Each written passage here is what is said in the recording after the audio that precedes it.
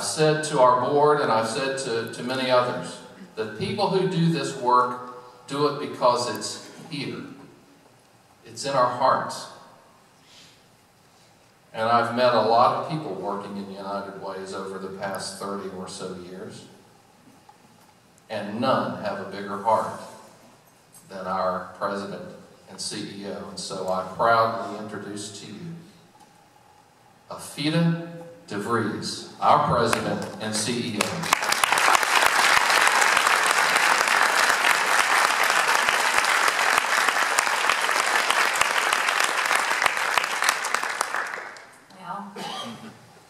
I hope that you are all at some point in your lives or have already been blessed with an introduction like that one. It is humbling and makes you take a second to catch your breath and think about and reflect on where you came from and where you're going.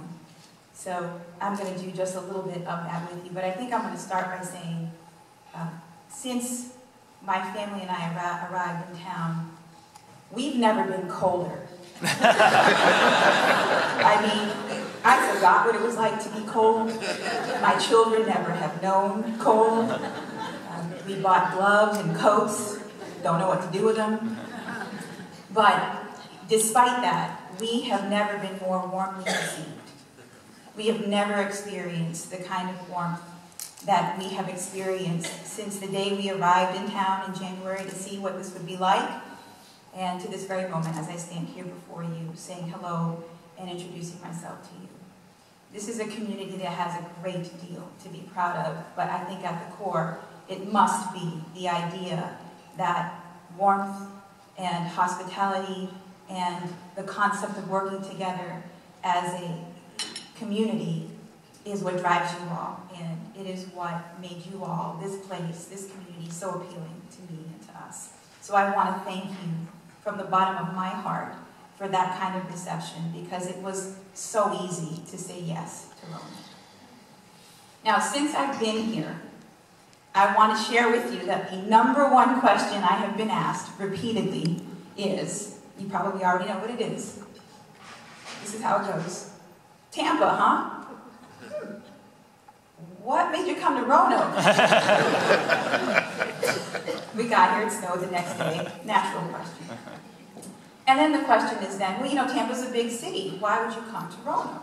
So I want to sort of share a perspective that I've developed over the course of my career as a United Way professional.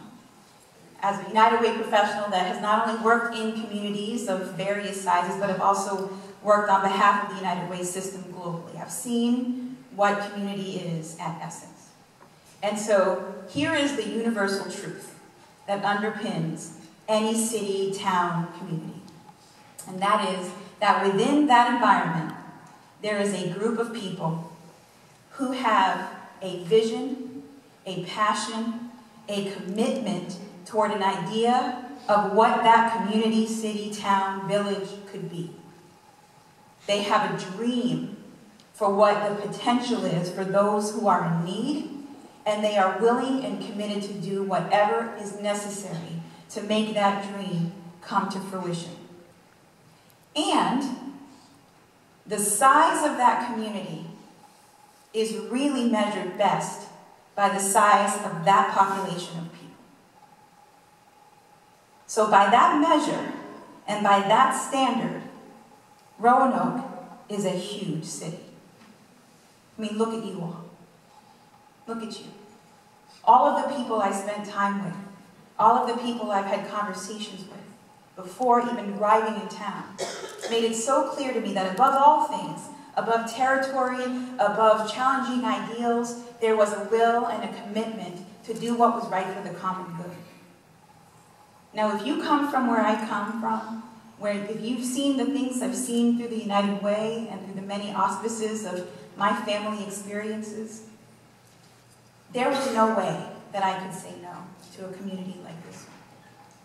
Because, sure, you may on paper look small, but when I look at this room, I see big. Because there is big idea in this room, and there is big vision, and there is a will to do what you can to improve conditions for people around you and beyond you, and people you may never even meet. That is what is at the heart of any successful United Way. It is what makes us successful. And I am so proud and feel so grateful to have an opportunity to lead a United Way that is supported by such a big, big city. We are, your United Way, motivated by things that people may not even understand or realize. Because ultimately, your United Way is in the business of challenging conventional wisdom. The idea that a child is destined to failure because of the environment or circumstances that they're born into, we challenge that. And you challenge it with us when you support us. The idea that poverty is a life sentence, we challenge that idea. And you challenge it with us when you support programs like Thank On, when you support programs like Smart Beginnings. The idea that health is a luxury, which has been a really hot topic of conversation in the last 2 years. We challenge that idea because health is a basic right. And it is the thing that leads us all to the future that we have before us and will pull us out of circumstances that we never wanted to be in. Because health means so many things. We are an organization that challenges that which ails us. And we cannot do what we do without people like you believing in that vision, buying into what's possible, and bringing your resources and your talents to make all of it happen.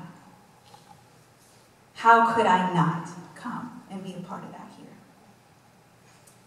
I ask you to join us again as we enter into the next weeks and months and years, as we envision the next phase for this United Way and for this community. I invite you to stand by us and work with us to achieve big things. And I thank you all so much for being exemplary examples of what it means to be part of something as important as United Way. You are what we talk about when we say live united. Thank you. And carry on about your days thinking about us and telling everybody what you heard today. Have a great day.